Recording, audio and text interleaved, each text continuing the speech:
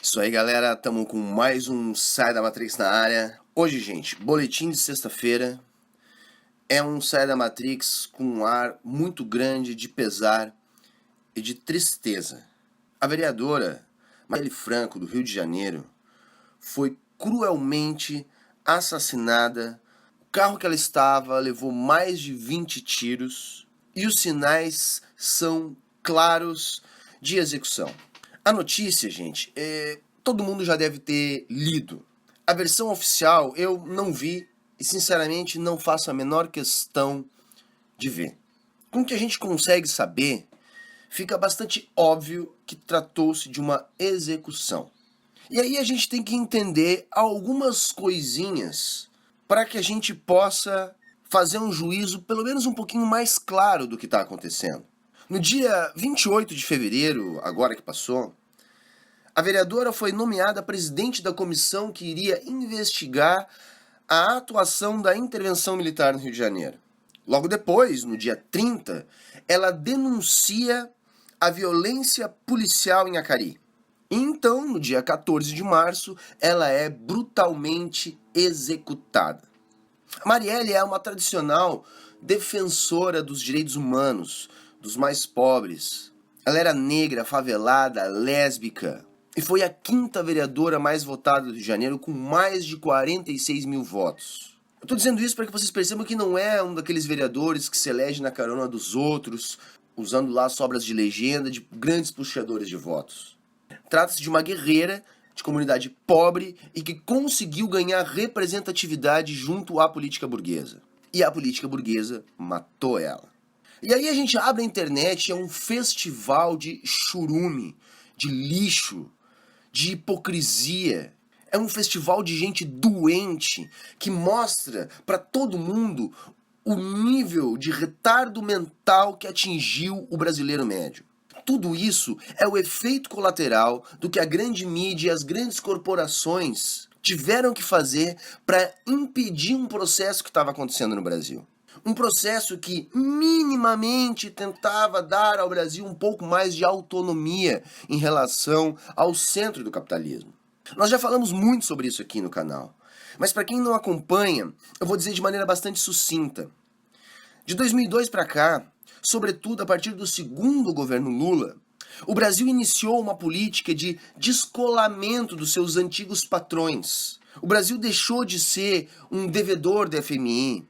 O Brasil passou a pensar, a colaborar na construção de um banco alternativo ao Banco Mundial, o Banco dos BRICS. A China é hoje o grande poder em termos de desenvolvimento mundial, vem puxando o desenvolvimento mundial. Os indicadores econômicos mundiais só não são piores por causa da China. E a China hoje detém a maior parte da dívida dos Estados Unidos que não se encontra nos Estados Unidos. E para quem acha que a China é um país que está se desenvolvendo por causa do liberalismo, essa pessoa ela é ou desonesta ou desinformada. A China continua tendo um mercado altamente regulamentado. Não confundam Hong Kong com a China. Hong Kong não é uma economia estatal, é um entreposto, pertence à China. A China utiliza Hong Kong. Então parem e pensem no volume de dinheiro que a China tem produzido. China vem acelerando o pé no MMT há muito tempo. Grande parte do PIB da China provém do investimento do Estado, do controle que o Estado exerce.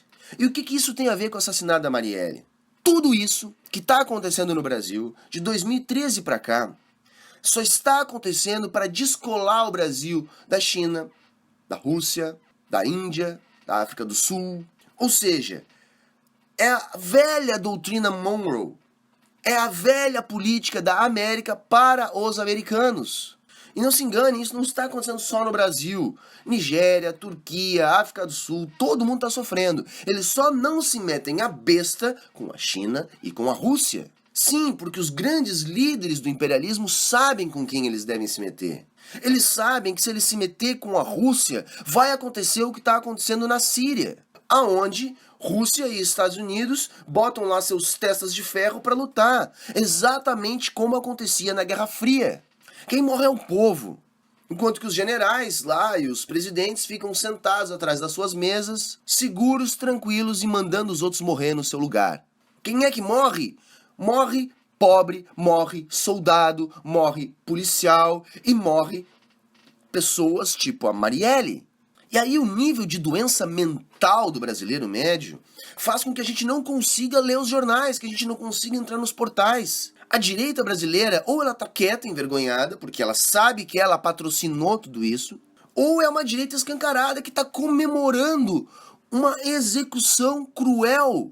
E aí a desculpa estúpida, ridícula, irritante é: ah, mas ela era defensora de bandido. Eles dizem isso porque ela era uma lutadora dos direitos humanos. E pra a cabecinha limitada, esquizofrênica desse povo que se moldou com base em think tanks, com base em lavagem cerebral que foi feita para poder criar no Brasil todo esse ambiente catastrófico, essa gente com essa cabecinha acha que defender bandido é lutar contra os bandidos que não são pretos favelados. Para essa gente, o bandido é o preto pobre da periferia. Se não tiver esse estereótipo padrão do bandido, não é bandido. Para eles, o bandido é só o bandido que te ataca no semáforo, o aviãozinho do tráfico lá que trabalha no varejo. Não percebe que esses bandidos, na verdade, são funcionários dos verdadeiros bandidos. No Rio de Janeiro, os principais bandidos são pessoas ligadas à polícia militar, à polícia civil, aos bombeiros. São os milicianos. Vocês acham que o Tropa de Elite 2 lá, do Zé Padilha, era um filme de ficção? Vocês acham lá que o deputado Fraga é um personagem de ficção? Eu vou dizer pra vocês, aquilo lá é a história da CPI das milícias. O deputado Fraga é o Marcelo Freixo. Por que vocês acham que até hoje o Marcelo Freixo anda com um aparato enorme de segurança? Olha, ele só não morreu ainda por causa disso. Ele é um cabra marcado pra morrer. Aí mataram a Marielle. Exatamente por aquilo que eu acabei de dizer. Ela estava denunciando a polícia. Ela estava mexendo naquilo que não dá pra mexer, que é a ligação de policiais com milicianos. Não existe vácuo de poder em lugar nenhum. Quando os militares, liderados lá pelo general, coronel, sei lá o que, Braga, se sentiram ameaçados pelo trabalho da vereadora, casualmente, o carro que ela estava foi alvejado por mais de 20 tiros. Morreram 2 inocentes. Não foi uma morte comum dessas que acontece todo dia no Rio de Janeiro. Não foi uma morte causada pela violência. Foi uma morte causada por quem combate a violência. Aí vem essa gente estúpida dizer: ah, mas vocês estão comovidos com a morte dela porque ela era uma lacradora, uma política do PSOL. Não, gente, não! É porque foi uma execução política. E não, as outras execuções diárias não são políticas, são reflexos de falta de políticas. São reflexos de falta de pessoas como a Marielle. Lembra lá do filme do Tropa de Elite? O policial não puxa o gatilho sozinho. No Rio de Janeiro teria que haver uma limpa gigantesca. Uma limpa na corregedoria, uma limpa no efetivo que tá nas ruas. Eu não culpo só os policiais. Os caras têm um salário de merda, vão pra rua arriscar a vida. E o capitalismo faz isso mesmo, faz as pessoas dar um jeitinho. Eu fui pro Rio dirigindo, eu moro no Rio Grande do Sul, eu fui pro Rio dirigindo 2 vezes. Uma das coisas que me alertaram é o seguinte: se você parar numa blitz no Rio de Janeiro, os caras vão ver a tua placa. Eles vão te pedir um agrado, você dá. Eu disse: como assim? Tu tá dizendo, tá mandando eu dar propina pro cara? Mas não, se eu vou viajar daqui até lá, eu vou revisar meu carro, eu vou com tudo em dia, não tem porquê eu ter medo de uma blitz. Acreditem, isso é real. Isso é real. O camarada me parou, passou o dedo no meu painel e disse: e aí, meu velho, não tem droguinha aí? Eu tenho certeza que se eu examinar o teu carro, eu vou achar uma droguinha. Aí o cara que tava com ele disse assim: não, mas de repente tem um agrado, né, patrão? Não, não foi nem patrão que ele disse. De repente tem um agrado, né, gaúcho? Vocês estão entendendo? Eu tava limpo. Eu tive que deixar 50 reais pros caras. Isso é a polícia. Isso é a polícia do Rio de Janeiro. Infelizmente, isso é a maior parte da polícia do Rio de Janeiro. Agora pensem o que passa um preto favelado. Se os caras conseguiram matar uma vereadora, que era certo que ia dar todo esse impacto, imagina o que eles são capazes de fazer com você que está assistindo esse vídeo. Ela morreu pelo aquilo que ela denunciava. Ela morreu por mexer onde não deveria ser mexido. Ela morreu por tentar impedir que outras pessoas continuassem morrendo todos os dias. Por isso, a gravidade do que aconteceu. E isso, gente, tem a ver com a segunda parte desse vídeo que vai começar agora. Esse ano estão marcadas eleições. Eu ainda tenho dúvidas se realmente essas eleições vão acontecer, embora eu ainda acredite que sim. Há poucos dias atrás eu fiz uma discussão interessante com o Samuel lá do canal Cifra Oculta, que vai ficar linkado aqui embaixo na descrição, o link do canal dele. Acompanha, é um cara muito bacana, que faz um trabalho muito sério aqui na internet e que vale a pena vocês conhecerem. Quando eu falo em discussão, eu falo duas pessoas adultas que divergem em um ponto e que estão ali expondo seus argumentos, respeitosamente e sabendo que são duas pessoas que sabem do que estão falando e que estão tentando se comunicar de modo a cada uma deixar mais claro o seu ponto para outra. Eu vou deixar linkado aqui embaixo também o post do Facebook que gerou isso tudo que eu vou falar para vocês agora, o post escrito pelo Samuel. Na verdade, o Samuel ele fala um pouco da candidatura do Ciro Gomes. E eu, então, fiz a seguinte analogia, dizendo que a esquerda, ou melhor, as esquerdas, elas têm, segundo a minha interpretação, apenas duas opções para 2018. A opção A, ou X, eu chamei lá de A, mas eu poderia ter chamado de X, porque não é necessariamente a primeira opção. Mas, enfim, a opção A seria votar num candidato com condições de vencer as eleições. Ou seja, uma opção reformista. Segundo a minha avaliação, a opção reformista mais viável é Ciro Gomes. Por que Ciro Gomes? Ora, porque é o único que eu vejo que tem um partido de abrangência nacional, que vai ter muitos deputados trabalhando para ele, que vai ter muitos candidatos a senador, a governador trabalhando para ele. É um partido tradicional, é um partido que tem capilaridade, é um partido que tem condições de fazer alianças com outros partidos. Ciro Gomes é um político que, com todos os defeitos que tem os políticos burgueses, é um cara inteligente, é um cara experimentado, é um cara que tem boas experiências políticas para usar a seu favor no passado, é um cara ficha limpa, é um cara que contra ele só pairam processos de coisas que ele fala dos outros, tipo ele chamou lá o Temer de canalha, o Eduardo Cunha de ladrão, ele xingou lá o Bolsonaro, o Dória. Esses são os processos que tem contra o Ciro. Fora isso, não tem nada. E foi um cara que foi prefeito, deputado, governador, ministro. Então ele tem uma longa história e um longo tempo para ter metido a mão no dinheiro público e isso não aconteceu. Outra opção, por enquanto, eu vejo ser Guilherme Boulos, que é o cara lá do MTST, que é um cara bacana. É um cara que eu tive a oportunidade de conhecer pessoalmente, como também já conheci pessoalmente o Ciro Gomes. É um cara que eu acredito que seja um cara bom. Mas é um cara que sozinho, no PSOL, que é o partido dele, jamais poderia ser uma opção viável eleitoralmente para a esquerda. A questão é que nos últimos dias, o Lula deu sinais de que pode apoiar o Boulos. Se isso de fato acontecer, o Boulos pode sim ser um candidato viável. Isso tudo vai depender se de fato o Lula vai apoiar ele e se de fato o Lula vai conseguir transferir os votos para ele. Porque a gente sabe que na política não é bem assim essa ideia de transferir votos. Acontece, mas nunca na sua totalidade. Aí eu vejo alguns problemas. Primeiro porque o PDT do Ciro e o PT tentaram ensaiar ali alguma união, algo que no meu ver é impossível justamente por causa do perfil do Lula e por causa do perfil do Ciro. O perfil do Lula é de não vou colocar ninguém que eu não tenha total influência depois. E o perfil do Ciro é não vou receber o apoio de ninguém que depois não seja eu que tenha autonomia para tomar as decisões. É aquela velha história, né? Dois bicudos não se bicam. O Ciro Gomes defendeu o PT durante todo o processo do golpe, denunciou veementemente. Aliás, se nós pegarmos os discursos do período que antecedeu o golpe do Ciro Gomes e do Lula, nós vamos ver que o Ciro Gomes parece estar mais à esquerda do que o Lula. A questão é que o Lula é um macaco velho, é um cara de uma experiência política sui generis. Ele tentou, durante o processo do golpe, de todas as maneiras reverter. Como? Trazendo os corruptos de volta para o lado dele, tentando recomprar os corruptos. Mas os corruptos também são espertos e perceberam o movimento de manada e abandonaram o Lula. Desde então, a direita está tentando fazer um outro nome para ganhar as eleições.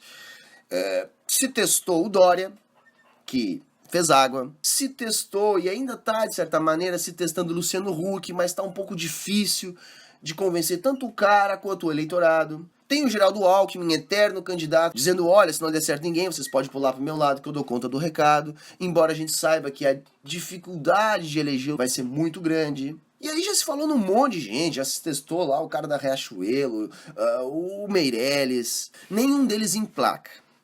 A direita tá vendo que do seu campo político, o único que emplacou foi um subproduto de todo o chorume introduzido na cabeça do brasileiro médio. Sabe aquele manifestoche lá do carnaval, da Tuiuti? Pois é, o manifestoche ele é um produto que foi criado pela mídia para convencer as pessoas de que era necessário tirar uma presidente legitimamente eleita. Só que esse manifestoche, que teve a sua mente lavada, ele tá apoiando o Bolsonaro. Bolsonaro é o subproduto, é o Bolsonaro que está bem nas pesquisas. Mesmo que o Bolsonaro tenha uma rejeição maior que 50%, hoje ele tem 20% de intenções de voto. É o único que está perto do Lula na campanha, ou pelo menos nas pesquisas. Só que o Bolsonaro não é bem visto. A própria direita sabe que o Bolsonaro ele é uma mula, ele é um cara absolutamente sem cérebro, ele não consegue falar coisa com coisa. É um cara que está lá há 30 anos no Congresso, nunca ninguém deu bola. Mas como ele tem o discurso ultra-reacionário, durante todo esse processo que foi necessário para derrubar a presidente, deram moral para esse cara virou um ícone da política da direita. E hoje nem a direita quer ele. O Lula, que não é bobo, percebendo que a direita não está conseguindo encontrar alguém, tentou buscar uma reaproximação com o PMDB, com aquelas alas do PMDB que não são tão radicais. A Cátia Abreu, o Pedro Simon, o Roberto Requião. Então ali alguns dentro do PMDB que o Lula achou, olha, eu posso tentar pegar esses caras, ver se esses caras conseguem convencer os caciques. O próprio Renan Calheiros, que talvez seja um dos mais poderosos lá dentro, o Lula tentou uma reaproximação. No meu entendimento, dizendo assim, olha, vocês não arrumaram ninguém, vocês fizeram tudo isso para derrubar um presidente. Agora o que vocês ganharam de presente foi o Bolsonaro. Olha, eu tô aqui. Eu servi para vocês durante tanto tempo. Vamos fazer de novo um acordo. Lembram lá da Carta aos Brasileiros? Pois é, o próprio Lula tentou, olha, vocês não têm ninguém, então vamos fazer o seguinte. Ajudem lá, façam com que de alguma maneira eu possa concorrer, eu ganho as eleições e eu negocio com vocês. Essa é a minha avaliação do que o Lula vem fazendo. O problema é que na minha interpretação isso não colou. Não colou, isso já tentamos uma vez e não dá certo. Porque tu começa negociando com a gente, daqui a pouquinho os vermelhinhos lá do teu partido começam a fazer pressão, e aí tu começa a também tentar introduzir as políticas que a gente não quer. Uma coisa era o Lula promover redução da desigualdade no Brasil com as suas migalhas, numa época que o mundo estava vivendo o boom das commodities, que o mundo estava crescendo. Outra coisa é o Lula fazer isso agora, num momento do planeta onde a exploração sobre os países de capitalismo dependente, ela se obrigou a ficar maior. Desde 2008, que foi a última vez que o capitalismo quebrou, o capitalismo está se reorganizando para se manter o mesmo. Ele sempre faz isso. E qual é a forma dessa reorganização? É apertando o cerco na periferia do capitalismo. Ou seja, nem mais migalhas eles querem que nós tenhamos. E então por isso que não serve o Lula. Então a minha opinião, gente, é, o Lula não vai concorrer mesmo, o Lula não é uma opção para a esquerda. E outra, qualquer opção eleitoreira, qualquer opção que a esquerda escolha para ganhar uma eleição, é uma opção reformista, tá? Então não haverá grandes mudanças. Para quem optar, por isso que eu estou chamando de opção A, essa opção reformista, saiba, qualquer um que nós vamos fazer campanha, que nós vamos eleger, nós vamos ter que passar os 4 anos fazendo passeata, fazendo greve, fazendo pressão, para que esse cara que a gente mesmo elegeu não ajude a nos destruir. Porque qualquer um que consiga se eleger nesse ambiente, ou seja, que essas forças políticas que promoveram o golpe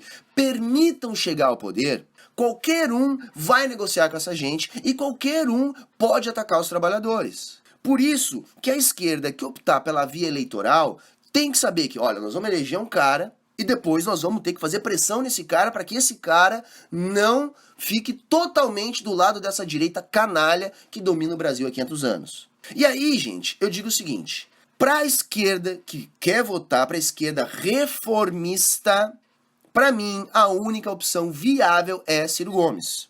E aí eu já digo a minha opção. Eu, nessa eleição, vou de esquerda reformista. Eu acredito na social-democracia, eu acredito que o reformismo pode nos levar a algum lugar? Não! Mudança mesmo só com revolução, com tomada dos meios de produção. De outro jeito é apenas protelar uma situação. A questão é que o velho Barba lá já nos diz: não há revolução sem povo. A primeira coisa é conseguir colocar consciência nos trabalhadores. O Marx, quando escreveu o manifesto, que está aqui atrás, ele escreveu para ser um panfleto, só que o Marx não conseguia escrever um panfleto. Então ficou difícil para o proletariado entender o que estava ali. Mas era isso era o motivo. O Marx, deixa eu procurar aqui. Aqui, ó. Esse livrinho aqui, ó, tá? Tá escrito na capa, mas é um dos modos interessantes e tá logo no início do texto, né? Eu vou ler aqui para não errar. Cada passo do movimento real é mais importante que uma dúzia de programas. O próprio Marx diz, olha, tá certo, nós não vamos, enquanto esquerda, encontrar um denominador comum, mas nós precisamos atuar em todas as frentes para ganhar a mente do proletariado. Sem povo não se faz revolução. E o meu medo, e por isso hoje eu opto pela opção que eu estou chamando de A, é que se nós não optarmos por essa opção, o regime pode se fechar ainda mais.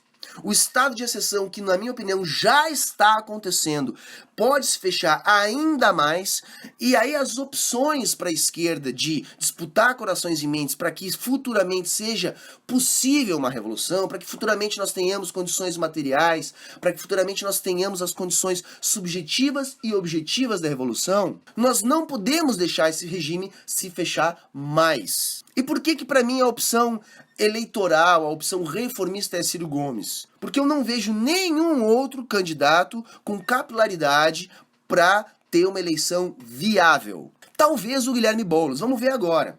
Só que eu vou dizer para você que é do PSOL, para você que gosta do Boulos, assim como eu gosto do Boulos. Se, de fato, o PT for apoiar o Boulos, isso só acontece numa circunstância. Do Boulos e desse lado do PSOL que aceitou essa aliança, porque isso também não é consenso dentro do PSOL, só se o Boulos aceitou jogar o jogo do Lula. O Lula não vai apoiar alguém que não aceite jogar o seu jogo, que é o jogo da conciliação. Ou seja, é essa conciliação que funcionou durante um curto período e que se esgotou. Não há, no meu entendimento, hoje espaço para a política de conciliação com essa direita que nós temos no poder. Então aí nós temos dois problemas. Um deles é que se, de fato, o Lula apoiar o Boulos, de fato o Boulos pode vir a ter chance e pode se tornar uma opção para a esquerda reformista. Por outro lado, tem o Ciro Gomes, que está há mais de 2 anos em campanha, que é um cara extremamente inteligente e que, na minha avaliação, é um social-liberal disfarçado de social-democrata. Por que eu digo isso? Porque ele viu que a esquerda ficou órfã. E a esquerda órfã pode olhar para o Ciro como um possível representante. O Ciro é um cara extremamente inteligente. Ele é um reformista, é um keynesiano. Surgiu essa semana um grande bafo dentro da esquerda a respeito da possível equipe econômica do Ciro, que falou em ajuste fiscal, que falou em reposicionamento do câmbio. Aí eu tenho duas coisas para dizer. Primeiro, qualquer candidato que não fale em ajuste fiscal está fora do páreo. Se você quer se eleger ou se quer entrar nessa briga com a ambição de se eleger, tem que falar nisso. Nem que seja apenas discurso para a torcida, como foi lá a carta aos brasileiros do Lula. O que eu estou querendo dizer? Se realmente Ciro é um keynesiano, ele vai ter que apertar o acelerador dos gastos públicos. E eu duvido que ele faça diferente depois de 2 anos falando o que ele está falando na internet. Reposicionamento do câmbio, na minha avaliação, sempre foi uma ideia dos políticos heterodoxos, dos estruturalistas, aos quais o Ciro se filia, vamos dizer assim. O Ciro vive citando o professor Brescia. Então, é natural que eles digam essas coisas. Tem problemas nesse modelo? Tem! Mas eu vou dizer, esse modelo reformista, heterodoxo, estruturalista, que é um pouco mofado até eu diria, é longe de ser o ideal. Mas perto do que nós temos hoje da política do Meirelles, é o paraíso. É isso que a gente tem que parar para pensar. De alguma maneira nós temos que interromper esse processo que está em curso.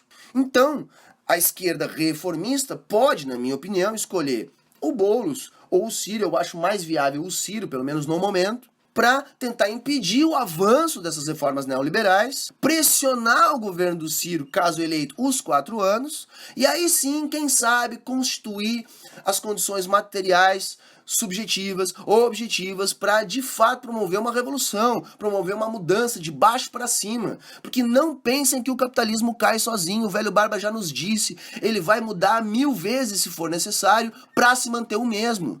E somente a classe aonde estão depositados os antagonismos, que é o proletariado, que pode fazer uma revolução, mas não se faz revolução sem povo.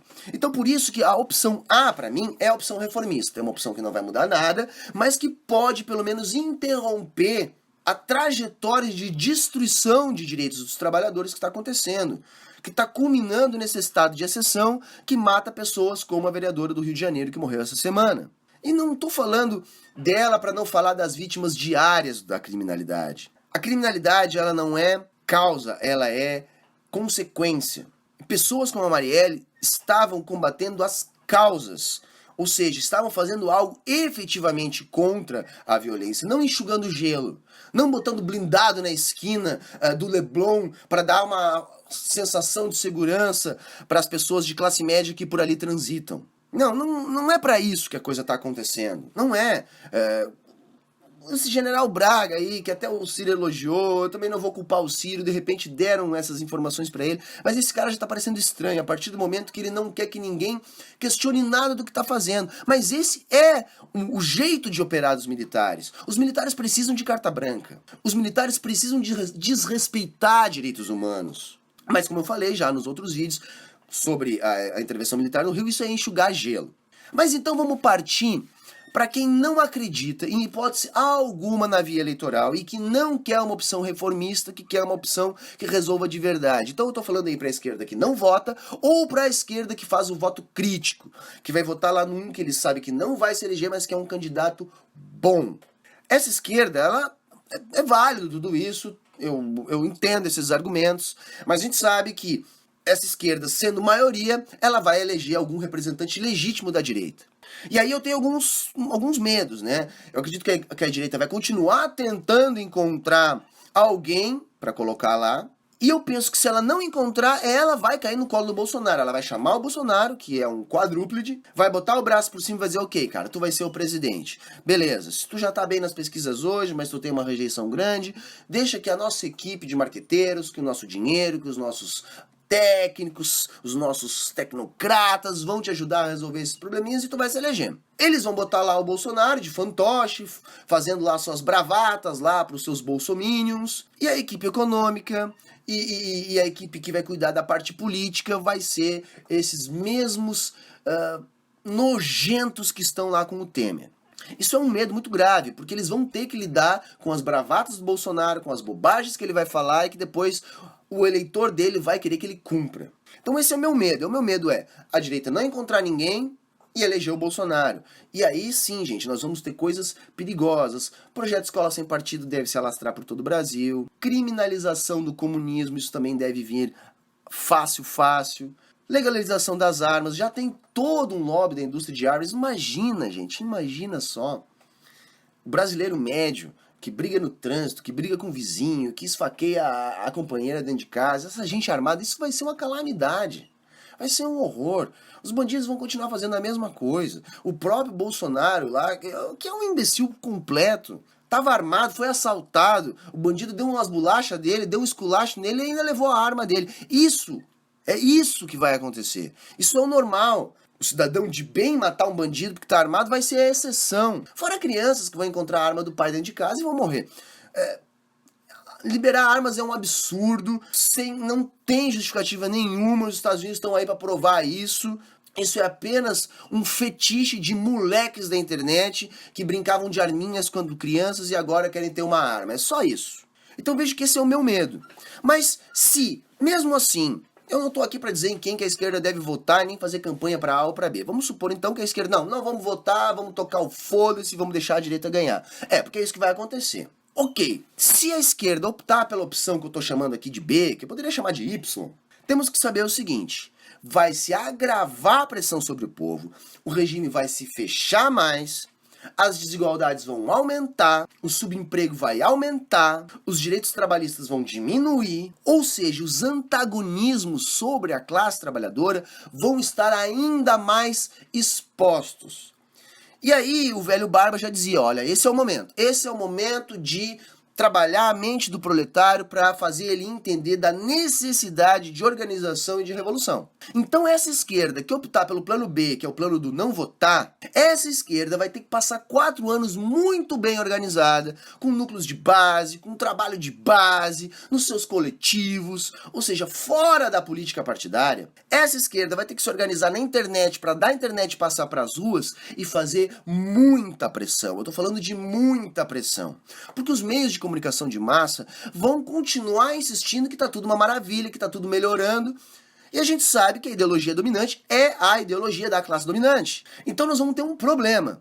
A nossa situação econômica e social vai estar se agravando num ritmo acelerado depois de uma vitória da direita. E se a esquerda optar pela opção B, vai haver uma vitória da direita. Não que o Ciro Gomes ou que o Boulos sejam de esquerda, mas eles pelo menos se elegeriam, optando pela opção A, se elegeriam com um discurso de esquerda. Isso já dificultaria um pouco a margem de atuação deles para fazer políticas de direita. Por isso que eu falei, mesmo elegendo o Ciro Gomes, vamos ter que passar os 4 anos fazendo pressão. Agora, para quem escolher o plano B, que é deixar a direita levar mesmo, aí o caminho fica mais difícil, porque aí nós vamos ter que ter coragem para enfrentar qualquer coisa, coragem para virar o Rafael Braga, coragem para virar a Marielle, coragem para ficar cego de um olho, coragem para morrer. Nós vamos ter que ter coragem para enfrentar essa mídia de massa, para convencer o povo que ou revolução ou barbárie. Por isso que podem me acusar de egoísmo, podem me acusar de ser um cagão, de estar com medo, mas eu acho que não é o momento de tentar buscar essa consciência de classe, porque nós estamos muito fragmentados, nós estamos num ponto onde eu acho que nós temos que buscar um consenso mínimo entre as esquerdas. Comunistas, de qualquer vertente, trotskista, leninista, maoísta, pode ser os sociais-democratas, pode ser os trabalhistas, os anarquistas. Eu acho que toda a esquerda tinha que encontrar um consenso mínimo. Eu tô aceitando até sociais liberais que não sejam retardados dentro dessa coalizão. E qual é esse consenso mínimo? Impedir o avanço disso que está acontecendo no Brasil. O avanço do fascismo. Quando você entra na internet para ver as reações à morte da vereadora no Rio de Janeiro, a direita tá comemorando. É uma coisa que eu fico pensando, meu Deus, essas pessoas, elas perderam a sua humanidade. Quando você comemora a execução de uma pessoa, você não é humano. Ela não era defensora de bandidos, não. Ela lutava contra os bandidos. Você que diz isso, que é um preconceituoso de merda, que acha que o bandido é só o preto pobre favelado. Aí porque ela lutava contra os outros bandidos, que são os chefes desses bandidos que vocês acham que são os únicos bandidos, aí ela defende bandido. Se você comemorou a morte da vereadora, você é doente.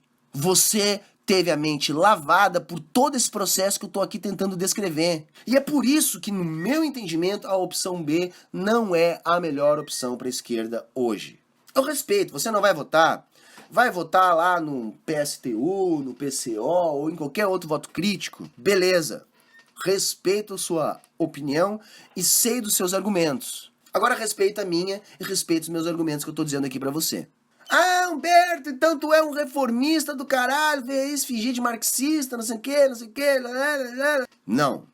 Não há solução dentro do modelo capitalista. Não acho que há jeito de ajeitar o capitalismo. O que eu penso é que para haver uma mudança verdadeira, tem que ter o povo do nosso lado. Então, antes de pensar numa mudança verdadeira, vamos trazer o povo do nosso lado, porque o povo está do outro lado. O poder dos meios de comunicação de massa, o poder dos think tanks de direita que povoaram a internet com links patrocinados, com youtubers patrocinados, com páginas patrocinadas. Esses caras, eles agem em grupo, em conjunto. Vamos dar o exemplo do site lá do Quebrando o Tabu. O Quebrando o Tabu é um grande byte para a esquerda. É um bando de liberais fingindo serem descolados e lutarem por pautas liberais no campo social, para atrair essa galera que curte essas ideias, como liberação do aborto, feminismo, liberação das drogas. Essa galera é atraída com o byte do Quebrando o Tabu. E aí, se você entra, por exemplo, no grupo fechado do Quebrando o Tabu, tem um exército organizado de caras lá que são ligados a think tanks de direita, tentando fazer um link entre essas políticas liberais sociais e o neoliberalismo, que é esse que está nos destruindo. Por que eu tô dizendo isso? Para vocês verem como essa direita é organizada para manipular a mente do trabalhador. Então a esquerda tem que se organizar, é por isso que eu tô aqui. É por isso que tem outros como eu aqui. Então fica esse recado desse boletim de sexta-feira. Primeiro, tá muito grave, tem gente morrendo, tem gente que morre todos os dias no meio dessa guerra e agora tá começando a haver queima de arquivo de quem tá lutando contra essa guerra. E na minha avaliação, nós temos dois caminhos. O caminho A, um reformismo, que serviria para impedir o avanço disso que está acontecendo e nos permitiria, enquanto a gente luta, tentar conquistar mais gente para de fato ter amanhã ou depois uma mudança verdadeira, significativa, uma revolução. Ou o plano B, que é não votar, deixar a direita levar à vontade as eleições. Isso vai aumentar, vai expor os antagonismos e nos vai dar uma oportunidade de trabalhar o povo. Mas isso aí depende que nós tenhamos força, resistência e que nós estejamos dispostos a qualquer coisa em nome disso. Eu acho hoje a opção B um pouco mais difícil de ser implementada, mas eu não vejo outra opção. Ou é votar num reformista, que não vai mudar muita coisa, mas pode interromper esse processo que está acontecendo. Ou a opção B, que é ir para tudo ou nada, que é ir para exploração extrema e tentar aproveitar que os antagonismos vão estar mais expostos para ganhar o povo para uma mudança verdadeira. Tá ok, galera? Eu encerro esse vídeo dando um salve para Marielle, dizendo que ela está e estará presente, que a sua morte não foi em vão, assim como a morte de tantos outros camaradas que lutaram pelos mais pobres, que lutaram contra todo esse regime de opressão. Então hoje é um boletim triste, mas importante aqui do Saia da Matrix. Tá ok, galera? Falou, valeu e até a próxima.